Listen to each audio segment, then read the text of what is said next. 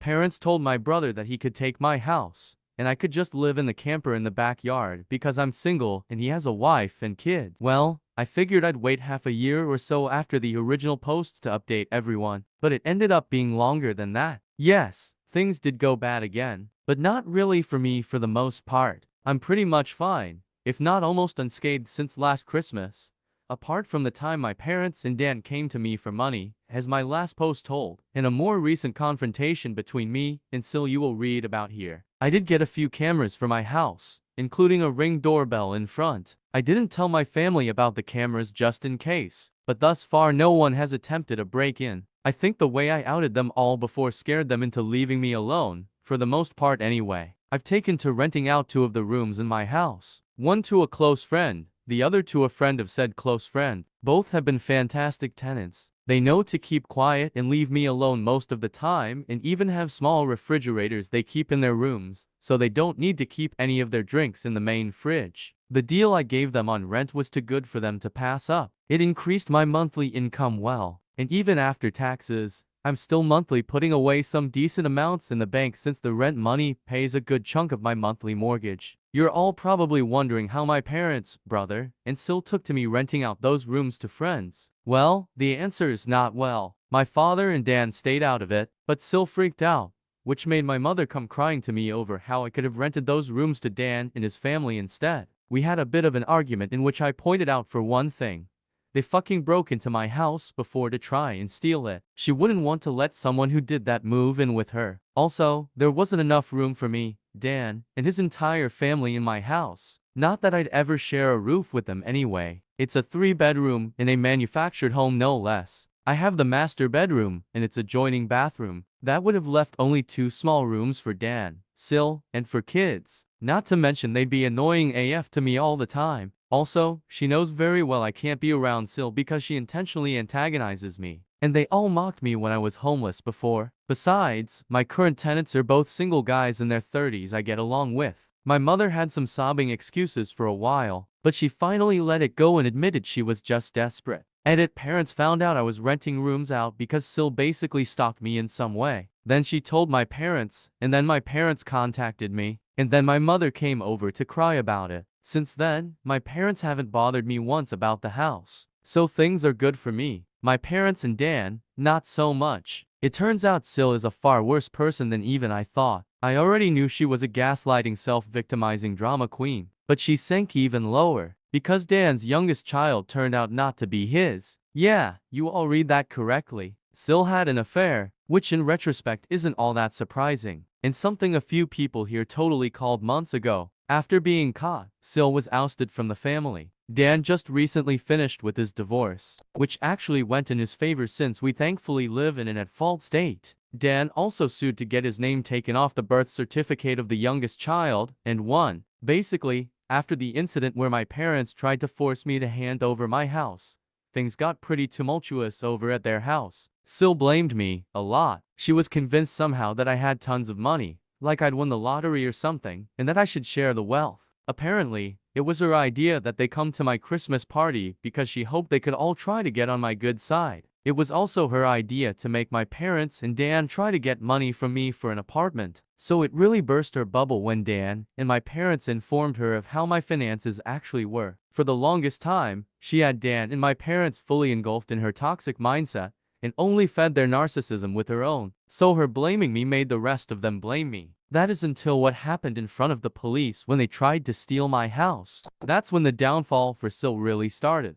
My parents and Dan were apprehensive about coming to my Christmas party after the way I'd outed them, but Sil convinced them to just throw together a few cheap gifts from what they could get at the last minute and just show up because he'd never throw us out once we're already there. Boy was she wrong. She gambled on that plan, and I with the complete blessings of everyone I'd invited threw her and the rest of them out. Her plan she no doubt thought was the most clever thing ever, backfired in her face spectacularly. I guess being chewed out by family at my party not only wrecked my parents' reputation even more, it actually started a wake-up call for them to eventually not listen to Sil anymore. And as I said in my last post, my parents decided on going back to church. Perhaps because last year I'd said they'd probably go to hell for their actions. I can't say that's the real reason, but you gotta admit, it would feel kinda satisfying if that was the case. though my parents hadn't been to church into decades before going back. While I don't think it's a bad idea that they're going to church, they need to understand that going doesn't just give them a do-over for all the shit they've done in the past. But I have a little faith they're at least trying,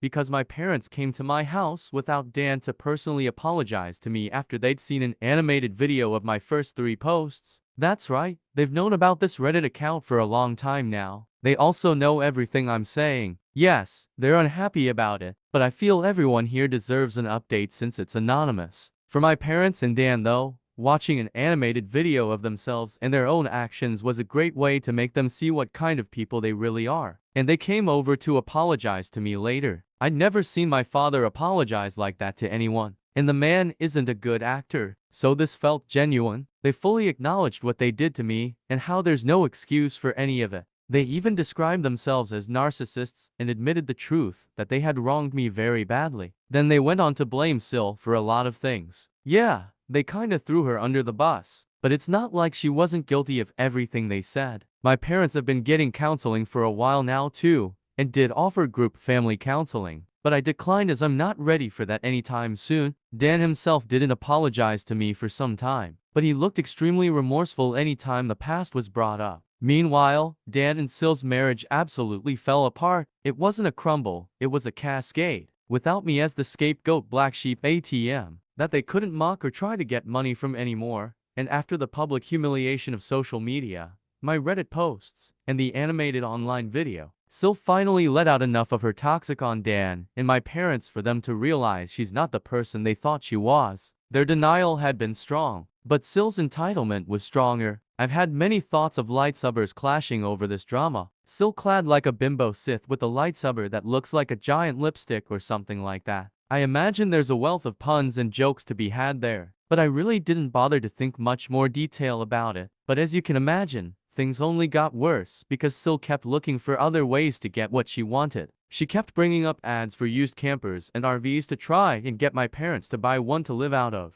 so they could have the main house. And she kept doing this no matter how many times they told her to stop. She even tried to say my parents should just buy an RV and have a life on the road, like normal old people do. That was stupid, even for Sil. The opposite was suggested by my parents, that Dan and Sil buy a camper themselves to live out of it instead. Sil basically said she shouldn't have to do that since she's the mom. She pretty much lorded the fact that she thought she had total parental authority over everyone's heads because the kids in the house were all hers. And when Sil didn't get her way, she actually took her baby and left the house to disappear for several days. They knew she was fine because her phone was still working, and she was responding to texts with short but passive-aggressive answers. And when she came back, she was only more embittered because nobody caved to her demands while she was away. Sil also refused to go to church, but Dan went with our parents and took his kids along as well, save for the youngest since Sil refused to let him take the baby anywhere. Personally, I don't go to church. I believe in God and all that stuff, but I just don't like church. Besides, it never did me any good growing up. Just so everyone understands, a lot of this information came from Dan and my parents, so I'm just telling what I know. Shit really hit the fan when Dan suddenly called out his wife as a cheater in March. This shocked us all because we thought he was a complete pushover to her. But no, he's not. At least not anymore. You all know how he treated me when I was on his bad side. Well, his wife wasn't spared that at all. He started putting pieces together about her deceit after finally pulling his head out of his ass and secretly got DNA tests for all his kids. 3 of the kids are his, but the youngest one, the baby, was not. For the record, Dan and I both have pretty dark straight hair that's almost black. Same with our parents. Sil's hair is straight and pretty dark too, but the baby's hair is lighter and a bit curly. At first, Dan just thought it was because of the baby's age. Sil kept playing it off and said that it would darken in time, but the baby's hair never got darker. I guess that was Dan's biggest clue. He confronted his wife with the DNA results in front of our parents, and she broke down sobbing that it was a mistake. Sil pulled out all the Darvo stops of denying, trickle-truthing, and gaslighting, but Dan had none of it and actually had done more to find out about her affair than I would have ever thought.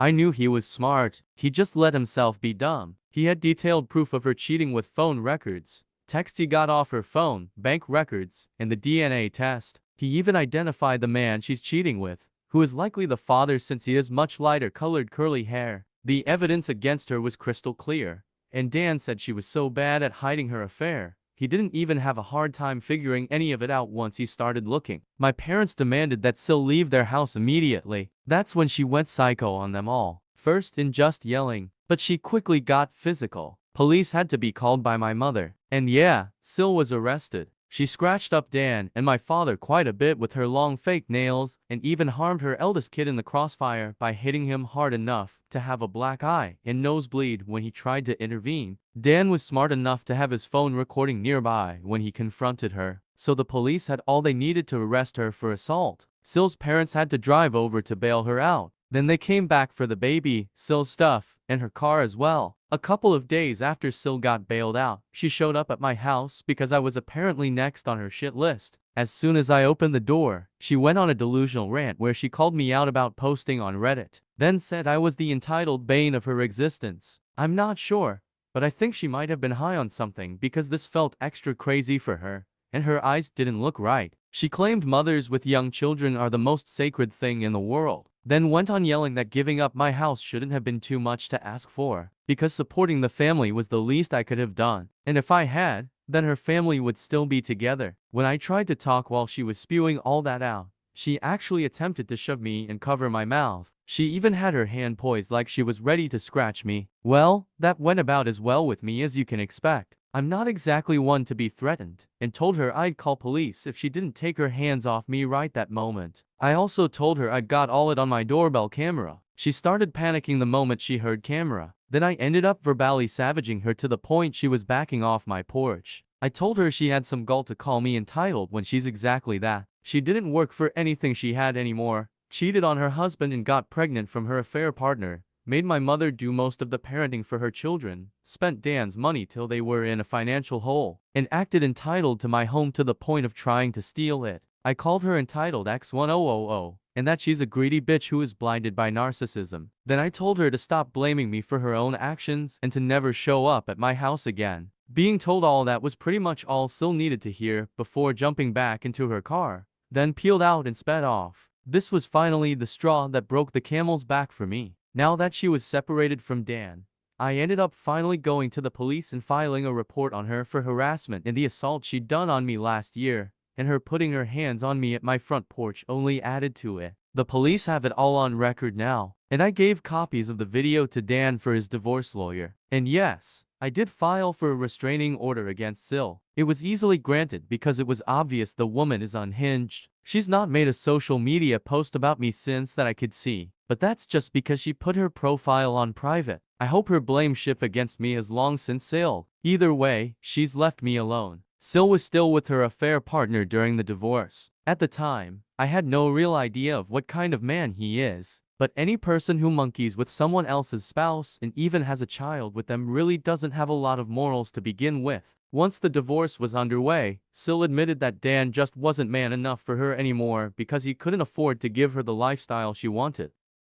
She actually believed herself to be on the level of a trophy wife, and that she deserves to be with someone wealthy. Dan said he pulled a me and maniacally laughed at her. He said she was nowhere near hot enough to be a trophy wife, along with mentioning any other faults she had. Sil ended up humiliated by this and ran off like a child. Due to having to live with her parents, Sil was forced to work in their family business because Dan wasn't giving her access to his bank accounts anymore. She'd already maxed out all the credit cards he previously gave her, and she griped about having to work for her parents despite having a college degree. But I think they were the only ones who'd employ her anyway since she's got a criminal record and a decade-long gap in her resume. I've heard from Dan that her parents were severely disappointed in her as well, but that was just a rumor. They could be just as bad as her for all I know. Either way, the shit show of a divorce really took off once it got going. Sil didn't walk away with much from it, especially because she had an affair, physically hurt her husband, an eldest child, and it's in at fault state, like I mentioned earlier. So she kissed any chance of getting her way goodbye. I'll go into detail about it in the final post.